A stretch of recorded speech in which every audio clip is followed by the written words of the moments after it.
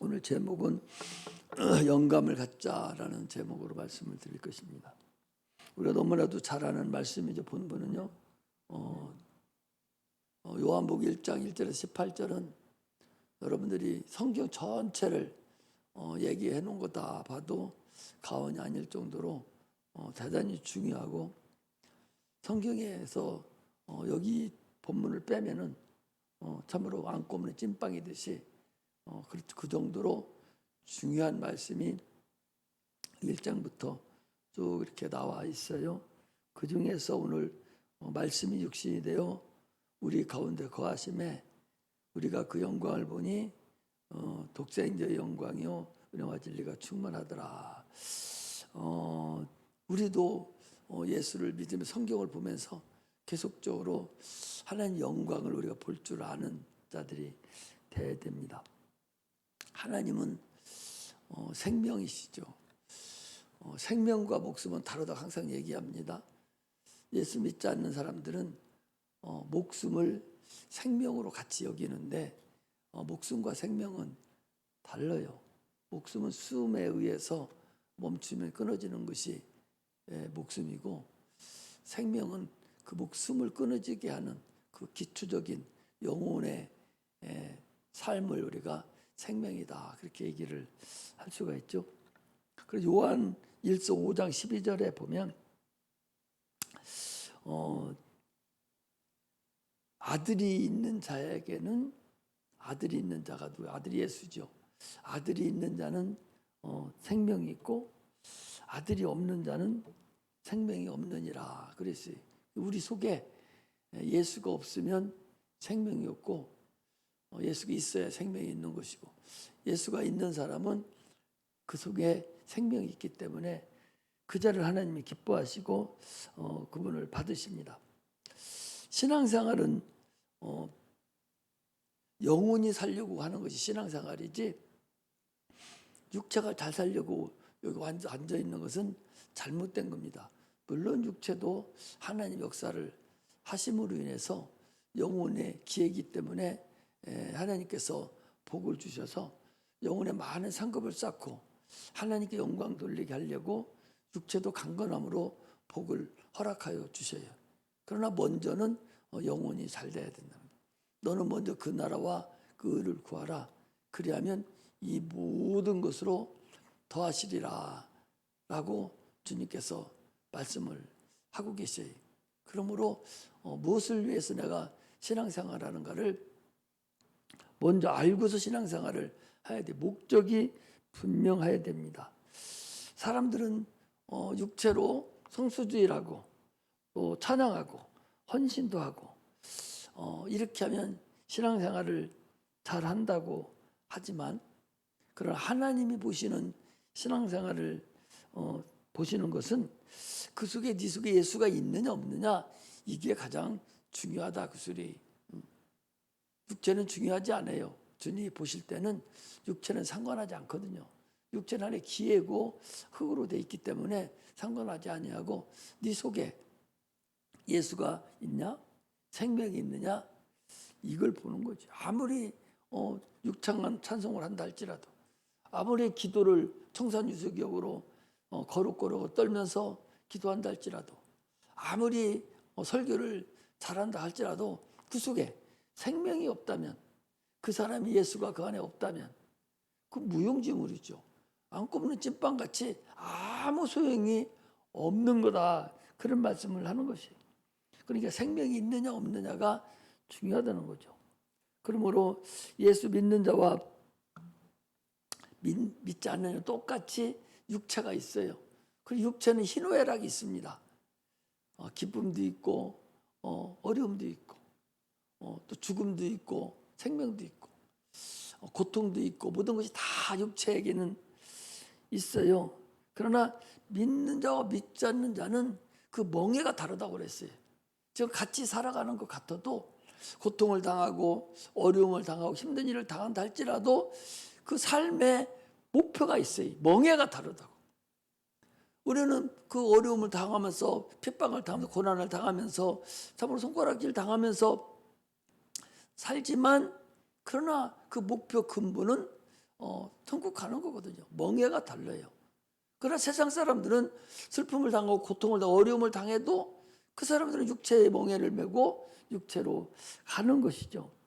그러므로 예수 믿는 자 믿지 않는 자는 그 결국은 육체가 끝났을 때에 한 사람은 영벌에 처하고 한 사람은 영생에 처한다라고 마태복음 25장 46절에 보니까 그게 말씀하고 있어요. 그러므로 우리는 분명하게 예수 믿는 목적을 알아야 됩니다. 영생을 얻기 위해서 예수를 믿는 것이지, 그거 알아요 목사님, 알아요. 그렇게 하면서도 실질적으로 자기의 삶은 영생을 위한 삶이 아니라 육체만을 위해서 삶이 되어가고 있기 때문에 문제예요. 그래서 항상 자기를 쳐서 복종시켜서 육체를 향해서 가던 길을 되돌아오고 다시 또 기도하고 또 되돌아오고, 이런 과정이 계속적으로 겹쳐져야 된다는 것을 우리가 알고서 신앙생활을 해야 됩니다. 단순히 육체의 편안함이나 마음의 편안함이나 고통 근심을 해결해 주는 것이 아니에요. 오히려 예수 믿으면 고통도 더 많고 근심도 더 많을 수가 있어요. 왜? 멍에가 다르기 때문에. 남편 멍에하고 내 멍에가 다르기 때문에 항상 경쟁이 이루어지고 핍박이 이루어지고 서로 싸움이 이루어지고, 육체는 싸움을 안 한다 할지라도 영혼은 계속적인 영혼 싸움의 전쟁터에 놓여 있기 때문에 어렵죠.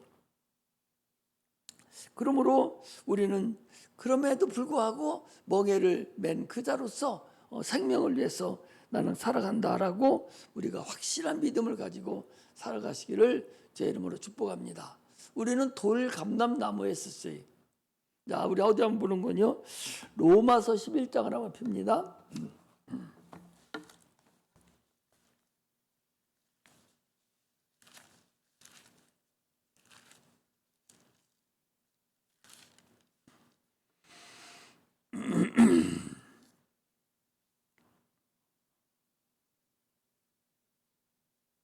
로마서 11장 13절부터 한번 보겠습니다.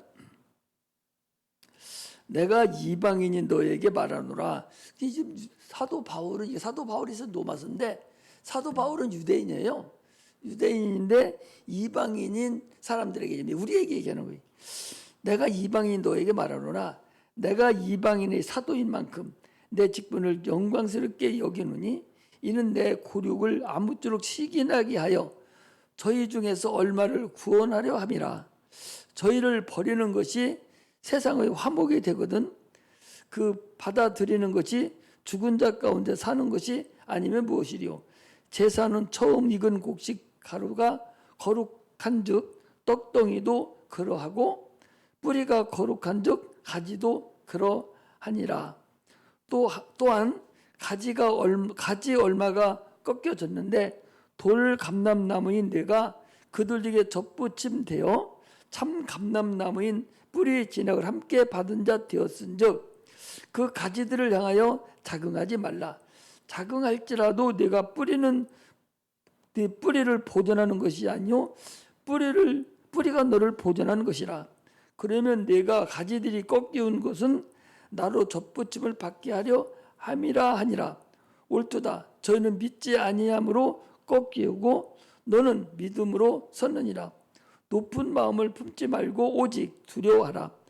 하나님 원 가지들도 아끼지 아니하셨은즉 너도 아끼지 아니하시리라. 그러므로 하나님의 인자와 어미를 보라. 넘어지는 자들에게 어미가 있으니 너희가 만일 하나님 인자에 거하면 그 인자가 너희에게 있으리라. 그렇지 않으면 너희도 찍힌 바 되리라. 저희도 믿지 않는데 거하지 아니하면 접붙임을 얻으리니 이는 저희를 접붙이실 능력이 하나님께 있음이라. 네가 원 돌감람나무에서 찍힘을 받고 본성을 거스려 좋은 감람나무에 접붙임을 얻었은즉 원 가지인 이 사람들이 얼마나 더 자기 감람나무에 접붙이심을 얻으랴 그랬어요. 무슨 얘기인 거니? 접붙임을 얘기하는 거예요. 우리는 덧붙임 모르는 사람이 있어요? 가지를 지금 우리나라 많은 지금 식물들 중에서 대부분의 식물들이 다 계량종이죠. 그 씨를 이제 섞어 놓은 건데 그렇지 않은 것들이 있죠. 지금 감람나무라고 하는 게 예를 들어 감나무가 재래종이 있어요. 그리고 참으로 큰 좋은 감나무가 있으면 나는 돌 감람나무예요. 나는 좀 많은 열매를 여는 그래서 떨었고 그래서 먹지 못하는 그런 열매를 뿌리에서부터 받아서 나오는 그런 쓸모없는 그런 나는 나무다. 그런데 내가 원 가지에서 딱 끊어져 가지고 참 감람나무 아주 튼실하고 큰 뿌리에서 진액으로부터 올라오는 그 나무에 내가 거기 찍혀진 곳에 내가 가지로 원 감람나무에 내가 접붙임을 받아서 나는 이제 가지인데 어디서 올라오는 진액을 먹냐? 뿌리로부터 올라오는 진액을 내가 받아 먹음으로 인해서 내가 참 감람나무의 진액을 받아서 참 감람나무 열매를 연다 이거예요. 우리는 당초에 아담이라는 그 죄인이죠. 아담이라는 첫사람 아담에서 나는 찢겨 나와 가지고 둘째 아담이신 예수님의 쪽으로 내가 접붙임을 받아서 그곳으로 내가 들어갔다 그 소리예요. 그러므로 지금까지는 아담의 첫사람 아담으로 이렇게 올라온 가지였었어 내가. 그러니까 가지는 뿌리는 하나예요. 뿌리는 아담이라는 뿌리를 한가 호박덩굴 하나에서 모든 것이 다 뻗어서 산 지붕 전체를 다 덮는단 말이죠. 그것이 그 아담이었었어요. 그런데 그 아담이 아니라 다른 아담, 새로 오신 아담, 둘째 아담, 예수 그리스도의 내가 원 가지에서 찍혀서 끊어져서 예수 그리스도 가지 거기에 내가 접붙임을 새로 받아서 이제는 나는 예수 그리스도 진액을 내가 먹고 사는 자가 되었다. 그거예요. 이것이 우리의 구원의 근본을 지금 여기다가 얘기를 하고 있는 거예요. 그러므로 지금까지는 내가 아담의 뿌리에서 올라오는 진액을 먹고 살았어요. 그것은 참으로 영혼의 죄악으로 가서 죽을 수밖에 없는 시기와 질투와 원망과 짜증과 서로 마귀에게 소속되어서 그래 살던 나였었는데 내가 예수를 믿음으로 인해서 예수 안에 가지에 내가 접붙임을 됐어요. 아버지는 농부고 나는 포도나무고 너희는 가지니 그랬거든요. 예수의 나무에 내가 접붙임을 받아서 이제 들어갔으니까 우리의 열매는 참 감람나무 열매를 맺어야 되고 참 포도를 맺어야 되고 당도도 아주 좋은 예수 그리스도의 진액을 먹고 큰 그 진액이 나를 통해서 성령의 열매가 주렁주렁 열려야 되고 그 원가지 농부가 원하는 대로 풍성한 열매를 맺어줘야 하는 것이 이것이 바로 우리가 구원의 근간이다라는 것을 지금 얘기를 하고 있는 거예요. 오늘 어제도 가서 저기 또 목사님한테 가서 마늘을 사왔는데 마늘이 6종 마늘이에요. 통 하나에 6쪽이 있어요. 6쪽이 있는데 한쪽을 빼서 딱 심으면 무조건 6쪽이 열리는 거예요. 그 몇 배 열리는 6배 열리는 거예요.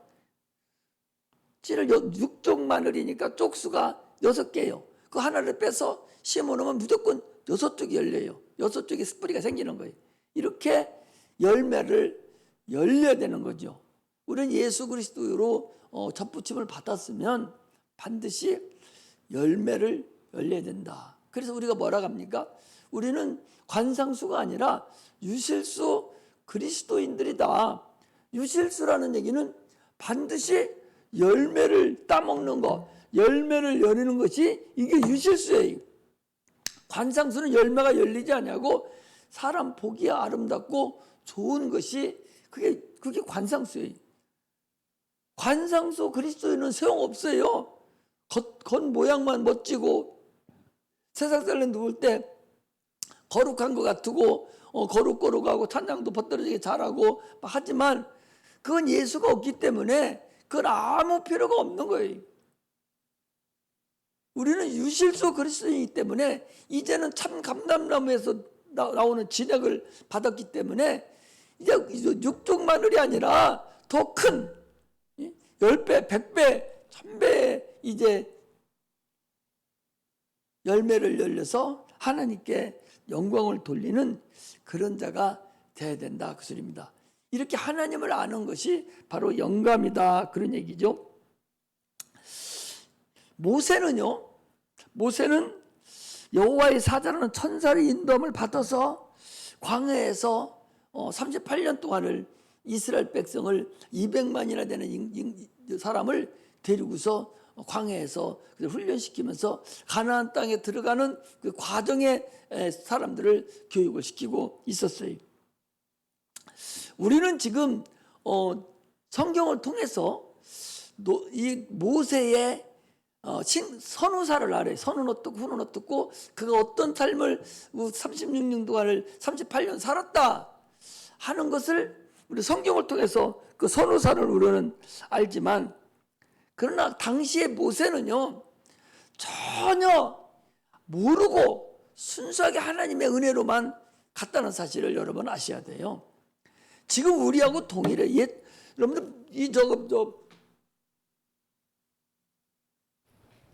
아브라함도 보면은 우리가 아브라함을 다 전기를 읽어보니까 아브라함의 선후사를 다 알잖아요. 그러니까 그가 어디까지 가고 어떻게 하고 주님 만나고 어디 바치고 하는 그런 거 우리가 다 알지만, 아브라함 너는 내가 내게 지시하는 그 갈대아 우르를 떠나서 너는 내가 지시한 땅으로 가라만 했지 어떻게 가고 어떻게 하고 어떻게 하랬다는 얘기는 아무것도 없어요. 그냥 아무것도 모르게 주님이 인도하는 대로 어디까지 가고 또 거기서 또 음성 주면 또 가고 해서 갔다는 사실을 알아야 돼. 그 모세도 마찬가지. 모세도 천사의 인도함을 받아서 가면서 38년 동안 이스라엘 백성들을 광야에서 그들을 데리고 갈 때에 모세가 하나님 어떻게 자기를 인도하는지를 모르고 있다 그 소리예요. 미리 다 너는 몇 년을 가서 이렇게 하고 뭐 10년 후에 어디 가고 20년 어디 가고 이렇게 돌아가고 이렇게 알려준 게 아니거든요. 전혀 모르는 상태에서 하나님이 인도하심 따라서 구름기둥 나오면 그냥 어디 가는지도 모르고 가고, 불기둥이면 불기둥으로 가고, 또 가다가 물 떨어지면 또 기도해서 받아서 물 쳐서 또 애기도 하고, 또 사람들이 서로 시기하고 질투하면 또 튀어하고 막 이렇게 해서 그가 아무것도 모르고 하나님이 인도함을 따라서 모세가 갔지. 지금 우리가 성경을 통해서 선후사를 다 알으니까 그거 뭐 다 그렇게 가지 않았는가 그렇게 생각하지만 절대적으로 그렇지 않습니다. 모세가 인도하는 이스라엘 백성 200명을 인도하는 그 광야는요 사람이 살아갈 수 있는 그런 곳이 아니에요. 불가능한 곳이에요. 그제도 얘기하잖아요.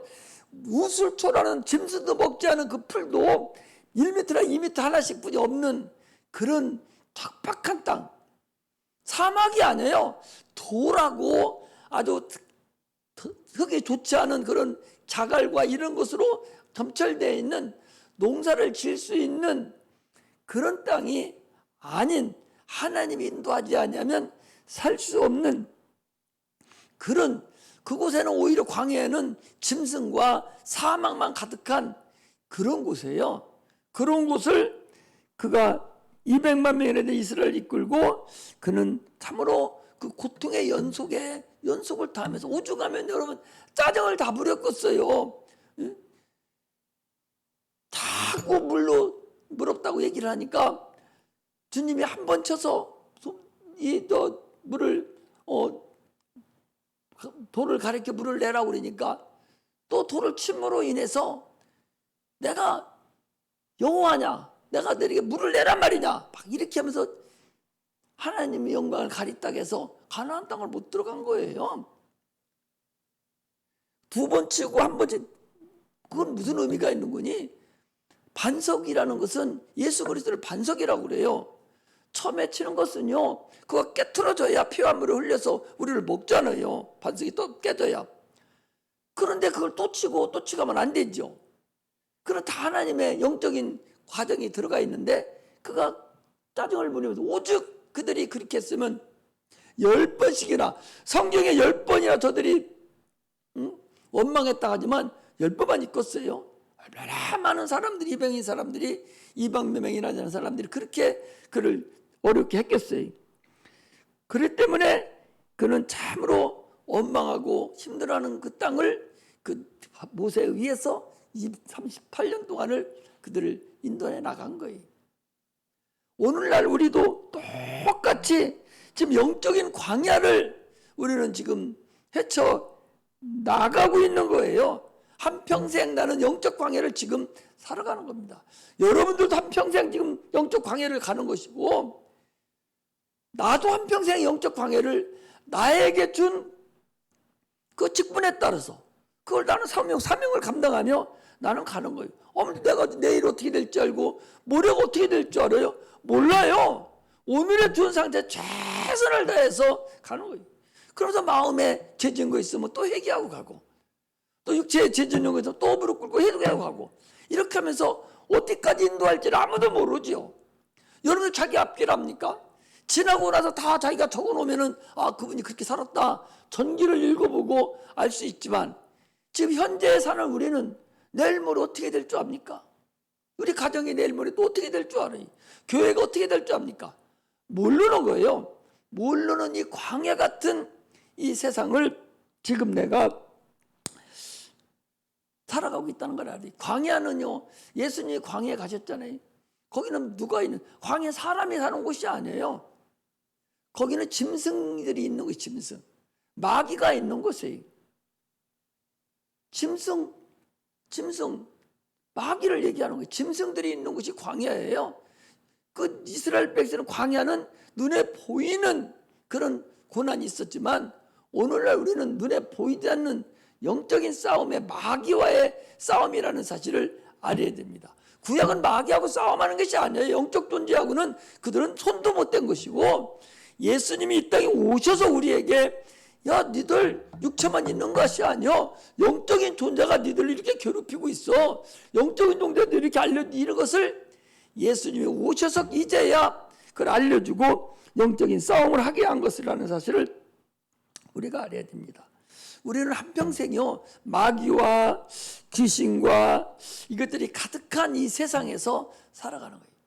지금 우리가 이제 햇빛이, 오늘 같은 데는 햇빛이 막 방에까지 들어오잖아요.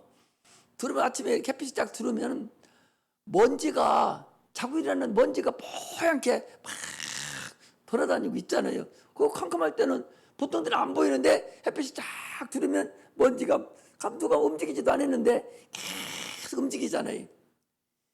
세상에 마귀가 그렇게 많다는 사실을 알아요. 마귀가 만약에 귀신이, 세상에 영들이 그렇게 영적인 존재들이 여러분 많다는 걸 알아야 돼요. 세상에 여러분 생각해 보셔봐. 지금 70억 인구인데, 70억 인구인데 그들이 죽어서 귀신이 됐을 텐데, 예수 믿는 사람 많지 않아요. 귀신이 됐을 텐데, 그들이 다, 예를 들면 그들이 다 110년까지 간다고 봤을 때 60살, 70세 죽는다면 50년 동안을, 70억 인구가 50년 동안을 50년이죠. 50년 동안을 귀신의 상태로 있는 존재들이 계속 있을 텐데, 세상에 얼마나 많은 귀신의 존재가 여러분 우리 옆에서 지금 쭈그르고 있는 줄 아십니까? 또 하나님이 보낸 그 보이지 않는 그 천사들, 그 타락한 천사들이, 영들이 얼마나 많겠어요. 바글바글하다는 걸 알아야죠. 그게 눈에 보이면 우리 못 살죠. 우리가 상에 못 떨어지면 젓가락 또 집어 먹어요. 그 더러운 있거든 사실은. 그 묻은 줄 알으면 어떻게 먹어. 그런데 눈에 뭐가 있는지 모르니까 그냥 아까우니까 콩알 하나 떨어져, 밥두개 하나 떨어져도 주워 먹거든요. 마찬가지로 우리가 귀신에 의한 존재가, 악한 영의 존재가 그렇게 꽉 들어차 있다는 걸 안다면 살 수 있겠어요? 못 살아요. 그런데 분명히 그런 존재가 여러분 있다는 사실을 알아야 돼요. 계속적으로 나를 괴롭히고 조상 귀신도 오고 이런 귀신들이 수없이 우리를 계속적으로 나뿐만 아니라 여러분들도 다 지금 밀가부르듯 우리를 넘어뜨리려고 지금 호심탐탐 노리고 있다는 사실을 알아야 되죠. 근데 항상 그래서 얘기하잖아요. 어떤 할아버지가 자기 친구가 죽었어요. 죽었는데 갔어. 보통 친구 죽으면 잘 안 가요. 우리 목사님들 연세 많고 돌아가시니까 안 가더라고. 결혼할 때는 아버지 손님이고 죽어서는 아들 손님이 오는 거예요. 뭔지 알았어요? 결혼할 때는 아버지 손님들이 대부분 다 와요. 예, 그리고 결혼할 때 자기 친구들은 이제 어리고 하니까 많이 안 오거든요. 뭐 잘된 사람은 그렇지 않겠지. 그러나 대부분의 아버지 손님들이 많이 와요. 그러나 죽었을 때는 아버지 손님들은 많이 안 와요. 친구들 많이 안 옵니다. 안 오고 누가 오냐? 아들 손님들이 다 오래. 아들. 자기 아버지 죽었다고 참 부득부득 띄워서 아들 손님들이 거짓 오거든요. 근데 이 할아버지가 자기 친구가 죽으니까 친한 친구라서 죽었는데 갔어요. 하는데 안 됐다고. 아, 그놈 참 죽었다고. 이러면서 이제 마음이 슬퍼가지고 들어왔어요.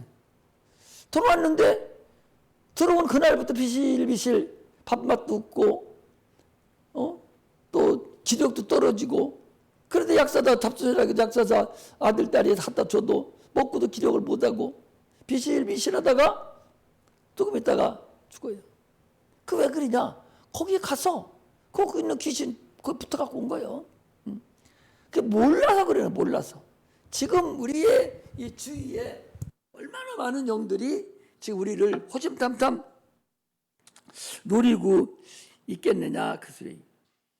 모세가 천사들의 도움을 받아서 이스라엘 백성들을 광야에서 인도했듯이 오늘날 우리는 성령의 인도함을 받아서 살지 않으면 살아갈 길이 없어요.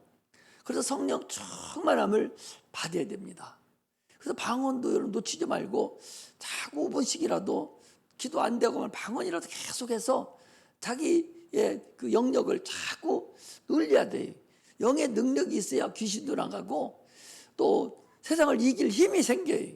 영의 능력이 없으면 100번, 100전 100패예요. 소용없습니다. 아무리 거룩거룩 찾아봤자 그건 아무 힘이 없는 거예요. 성령이 충만해야 영감이 있고 자기가 그 영적인 능력으로 귀신도 쫓아낼 수 있고 내 속에 들어와 있는 귀신도 들어왔다가 어쩐지 견디지 못하고 또 나가게 되고 그러는 거죠. 내가 연약하고 귀신을 이길 힘이 없으면요 그저 있다가 나가더라도 들어와서 병도 가지고 오고 가정도 어렵게 만들고 내가 무슨 선택할 때에 잘못 선택하게 만들고 이런 것들이 아니 내가 그렇게 선택해서 그때 내가 왜 잘못 그때 왜 그렇게 선택했지? 아니 내가 왜 잘못했나 모르겠네. 이런 선택하는 것 자체 환경 같은 것도요 귀신이 갖다 주는 것들이거든요. 그런 것을 우리가 당하지 않으려면 성령의 충만함으로 인해서 기도하며 성령의 인도함을 받아야 그런 것들에게 당하지 않는 거예요. 그러므로 우리는 참으로 영적 생활을 할 때에 성령 충만함으로 영적 생활을 해야 됩니다. 모세는 천사들의 인도함을 받았지만 우리는 성령의 인도함을 받아서 하나님의 인도함에 따라서 가는 그런 역사가 나타나기를 주의 이름으로 축복합니다. 로마서 13장 14절에 보면은 예수 그리스도로 너희가 옷 입으라 그랬어요. 예수 그리스도로 옷 입으라. 예수 그리스도가 네 안에 있어야 된다는 거죠. 그래서 마태복음 22장 11절에 12절에 보면 아니 잔치를 베풀었는데 사람이 없어요. 그래서 전에 있던 청했던 사람 보고 잔치 다 준비되어 있으니까 오시라고 그러니까 안 와요. 그래서 주님이 뭐라고 합니까? 왕이 뭐라고 해요? 너 길거리 아무 데나 가서 사람들 다 데려다가 잔치집을 채워라. 그러니까 그래도 부족했어요. 그래서 주인이 쭉 잔치하는 데를 가보니까 한 사람이 예복을 입지 않은 거예요. 너 왜 예복을 입지 않았느냐? 유구머년을 그랬거든요. 그래서 저를 내가 쫓으라 그랬습니다. 여기에 들어와 있지만 예수 그리스도로 옷 입지 않으면, 예수 그리스도 예복을 입지 않으면, 예수가 내 마음 안에 내 속에 있지 않다면, 생명이 내 마음 안에 있지 않다면 예복을 입지 않은 거예요. 그 사람은 쫓김을, 내어 쫓김을 받고 육체로는 내가 구원받은 줄 알고 교회에 나와 있는데 주님이 영을 보았을 때는 너는 왜 예수 피가 뚫리지 않느냐? 너는 왜 예복을 입지 않았어? 너 예수 이름으로 옷을 입어서 네 더러운 옷이 다 감춰주고 가려져야 되는데 어찌 너 그냥 있지? 하고 내어 쫓김을 당한다는 사실을 우리는 알아야 됩니다. 그러므로 우리는 앞이 보이지 않아요. 여러분도 안 보고 나도 안 보여요. 안 보이잖아요. 나이는 자꾸 먹어가고 세월은 흘러가지만 앞으로 아무것도 안 보여요. 그래서 당일 이 안개와 같은 이 세월 하루하루를 참으로 소경을 정상인 사람이 이렇게 손잡고 인도하시듯이 우리는 기도하면서 성령의 인도함을 받아서 가야 돼요. 눈 감고 한번 걸어가 봐. 뭐 부딪히는 게 문제가 아니라 높낮이가 안 맞아가지고 발자국을 뛸 수가 없는 거예요. 높낮이가 여기가 높은가 낮은가를 모르잖아요. 뒤죽박죽이니까. 그러니 옆에 있는 사람이 제대로 발짝 뛰는 대로 가지 않으면 갈 수가 없는 거예요. 소경은. 우리 영적인 소경이 된다면 아무것도 할 수 없죠. 그러므로 예수님의 보내신 그 성령을 통해서 내가 가는 그런 자가 돼야 돼요.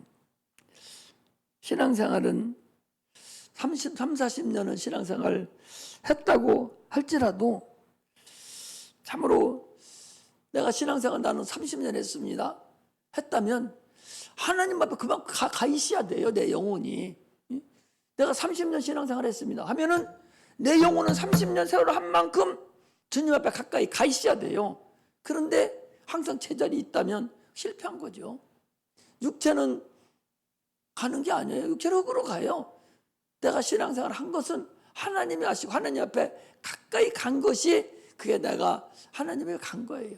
그렇다면 그 기간 동안을 허송세월 보내지 않고 우리 열심히 신앙생활에서 하나님 앞에 더 가까이 가고 예수가 내 안에서 온전히 나를 주관하고 성령의 인도를 받는 그런 영감 있는 삶을 사는 그런 믿음의 종들이 되시기를 주의 이름으로 축복합니다. 기도하겠습니다.